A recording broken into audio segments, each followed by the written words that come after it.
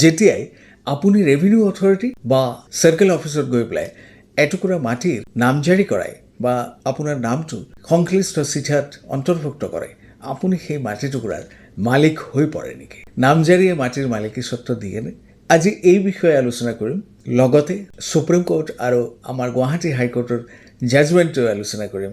এইটো অত্যন্ত গুৰুত্বপূৰ্ণ বিষয়। আপোনালোকে ভিডিঅ'টো সম্পূৰ্ণকৈ চাব আৰু যদি ভাল লাগে তেন্তে আমাক কমেণ্ট কৰি জনাব। আপোনালোকৰ একোটা কমেণ্টে আমাক যথেষ্ট উদগনি দিয়ে। বলক ভিডিঅ'ৰ মূল বিষয়বস্তুলৈ আগবাঢ়ি যাওঁ। মই বিকে কৰ, এডভকেট, গুৱাহাটী হাইকোৰ্ট, আৰু আপোনালোকে চাই আছে ল গুৰু আছাম, অসমৰ একমাত্ৰ বিনামূলীয়া ডিজিটেল লিগেল এডভাইচাৰ। নামজাৰিনো আচলতে কি? আইনত সেই প্ৰভিশ্যনটো ক'ত আছে, কেনেকৈ আছে, সেই বিষয়ে অকণমান আলোচনা কৰোঁ।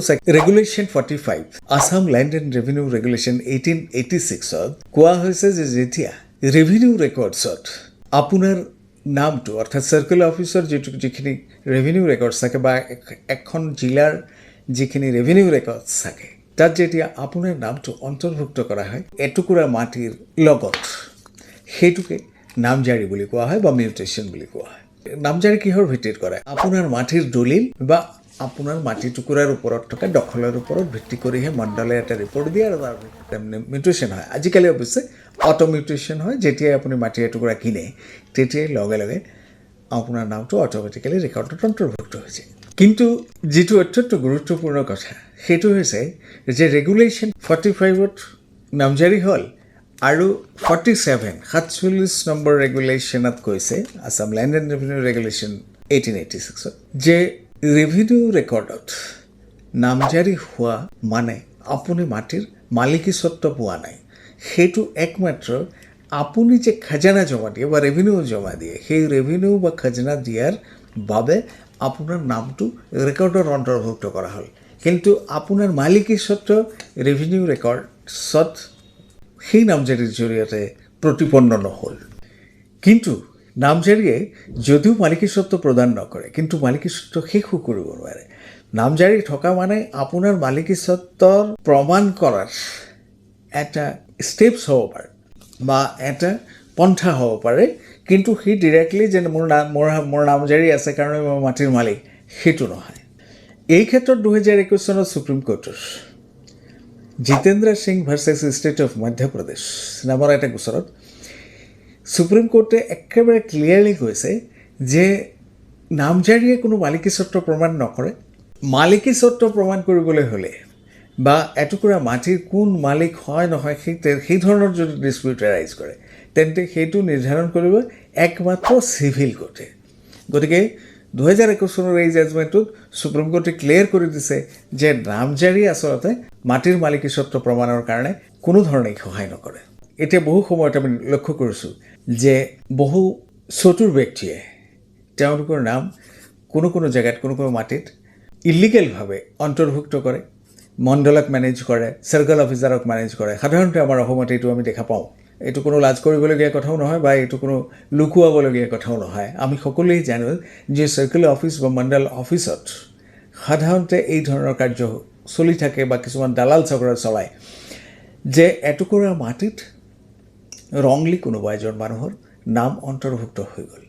এতিয়া কথা হৈছে যে সেই ৰংলি অন্তৰ্ভুক্ত হোৱা মানুহজন সেই নামজাৰিৰ দ্বাৰা তেওঁৰ মাটিৰ মালিক বুলি পেলাই যদি প্ৰমাণ কৰিবলৈ যায়, সেইটো কেতিয়াও গ্ৰহণযোগ্য নহয়। এই ক্ষেত্ৰতো সুপ্ৰিম কোৰ্টে 1997ত বলৱন্ত সিং ভাৰ্চেছ দৌলত সিং নামৰ এটা কেছত স্পেচিফিকেলি কৈছে যে ফ্ৰডুলেণ্ট ৰেভিনিউ এণ্ট্ৰি আৰু মিউটেশ্যন এণ্ট্ৰি কেতিয়াও মালিকী স্বত্ব প্ৰমাণ নকৰে।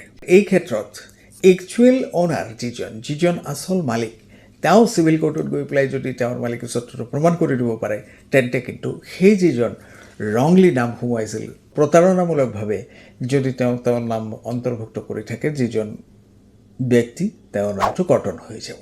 এই ক্ষেত্ৰত আমাৰ গুৱাহাটী হাইকোৰ্টৰ কেইবাটাও জাজমেণ্টত, ইভেন ডিভিজন বেঞ্চৰ জাজমেণ্টতো কৈছে যে চাৰ্কেল অফিচাৰ বা লাট মণ্ডল তেওঁলোকে মাটিৰ মালিকী স্বত্ব ডিচাইড কৰিব নোৱাৰে, কাৰণ তেওঁলোক জুডিচিয়েল অথৰিটি নহয়, তেওঁলোক এডমিনিষ্ট্ৰেটিভ অথৰিটিহে। কিন্তু আমি সাধাৰণতে দেখা পাওঁ যে চাৰ্কেল অফিচাৰ বা মণ্ডলসকলে তেওঁলোকে কয় যে আপুনি এই মাটিৰ মালিকেই নহয়, আপুনি কেনেকৈ মাটিৰ ৰাইট টাইটেল ইণ্টাৰেষ্ট ক্লেইম কৰিছে আমাৰ অফিচত আহি পেলাই, সেইটো তেওঁলোকে আচলতে ক'ব নোৱাৰে, কাৰণ তেওঁলোক জুডিচিয়েল অথৰিটি নহয়। একমাত্ৰ চিভিল কোৰ্টেহে নিৰ্ধাৰণ কৰিব যে আচল মাটিৰ মালিক কোন। চাৰ্কেল অফিচ বা ৰাজমণ্ডলৰ কাম হৈছে যে আচলতে সেই মাটি টুকুৰাত কাৰ দখল আছে, সেই মাটি টুকুৰাত পূৰ্বতে কোন মালিক আছিল, কি ধৰণে আছিল, এই গোটেই মাটিৰ শ্ৰেণী ইত্যাদিহে তেওঁলোকে ক'ব পাৰিব। কিন্তু মাটিৰ আচল মালিক কোন সেই কথাটো চাৰ্কেল অফিচে কেতিয়াও ডিচাইড কৰিব নোৱাৰে। গতিকে কেতিয়াবা যদি চাৰ্কেল অফিচাৰে আপোনাক কয় যে আপুনিতো মাটিৰ মালিক নহয়, আপুনি কেনেকৈ ক্লেইম কৰিছে, তেতিয়া আপুনি তেখেতক উভতাই প্ৰশ্ন কৰিব পাৰে যে আপুনি কেনেকৈ নিশ্চিত কৰিলে যে মই মাটিৰ মালিক নহয়, আপুনিতো চিভিল কোৰ্ট নহয়, আপুনি কেনেকৈ ডিচাইড কৰিব। এই কথাটো আপোনালোকে চাৰ্কেল অফিচাৰ বা চাৰ্কেল অফিচত ক'ব পাৰে। এতিয়া আমি বুজি পালোঁ যে মিউটেশ্যন এণ্ট্ৰি বা নামজাৰিয়ে কোনো মাটিৰ মালিকী স্বত্ব নিদিয়ে। এতিয়া সাধাৰণতে আমাৰ মনলৈ এটা প্ৰশ্ন আহিব যে মাটিৰ মালিকী স্বত্ব তেন্তে কিহে প্ৰমাণ কৰিব? যদি নামজাৰিও নকৰে, যদি জমাবন্দীও নকৰে, তেন্তে কিহে মাটিৰ মালিকী স্বত্ব প্ৰমাণ কৰিব?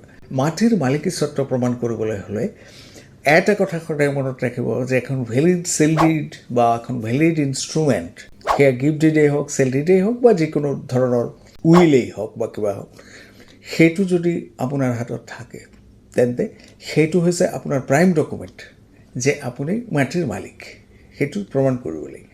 ছেকেণ্ড কথাটো হৈছে যে নামজাৰি জমাবন্দী হৈ যোৱাৰ পিছত যেতিয়া ৰেভিনিউ অথৰিটিয়ে আপোনাক এখন পট্টা দিব, অৰ্থাৎ মাটি টুকুৰাৰ যে আপুনি অ'নাৰ, সেই অ'নাৰশ্বিপটো প্ৰমাণ কৰিব পট্টাৰ। গতিকে এখন ভেলিড আপোনাৰ টাইটেল ডকুমেণ্ট আৰু পট্টা, এই দুখন থাকিলেই আপুনি যে সেই মাটি টুকুৰাৰ মালিক সেইটো নিশ্চিতভাৱে প্ৰমাণিত হ'ব। নামজাৰি বা জমাবন্দীয়ে কেৱল কিমান টকা আপুনি খাজনা দিব সেইটোহে নিৰ্ধাৰণ কৰে। অ'নাৰশ্বিপ বা মালিকী স্বত্ব প্ৰমাণ কৰিব একমাত্ৰ পট্টাই। গতিকে এই কথাখিনি মনত ৰাখিব। আৰু এই ধৰণৰ মাটি লৈ পেলাই যদি কিবা সমস্যা হয় বা কিবা হেৰি হয়, আপোনালোকে আমাৰ লগত যোগাযোগ কৰিব পাৰে। আমি অভাৰ টেলিফোন চেষ্টা কৰোঁ আপোনালোকৰ গোটেই সমস্যা সমাধান কৰোঁ। আগন্তুক ভিডিঅ'ত আকৌ লগ পাম। ভালে থাকক, কুশলে থাকক। নমস্কাৰ।